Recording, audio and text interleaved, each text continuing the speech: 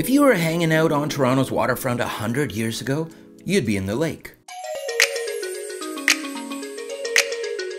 Welcome to Then and Now, the series that brings Toronto's past back to life. I am Morgan Cameron Ross. Today we're talking about the history of Toronto's Harbourfront.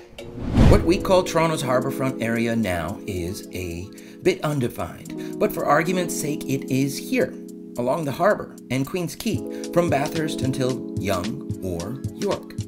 These days it's filled with little shops, restaurants, tourist endeavours and art spaces. But 100 years ago, you'd have been in the lake. 70 years ago, you'd been covered in soot. The lakeshore downtown we see now is not natural. Take a quick look back at the building here to understand.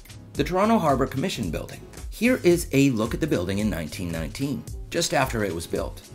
Now, here it is today, about 500 meters north of the water. But in reality, it hasn't moved. The shoreline did. In the 1920s, the city and federal government decided to fill in the harbour to extend the available space south of the ever-growing downtown.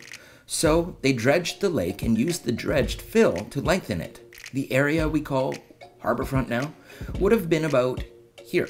When they filled in the area, though, they simply covered everything up.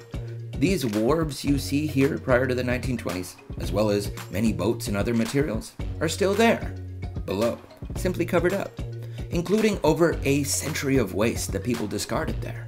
Take a look at the harbour here in 1933.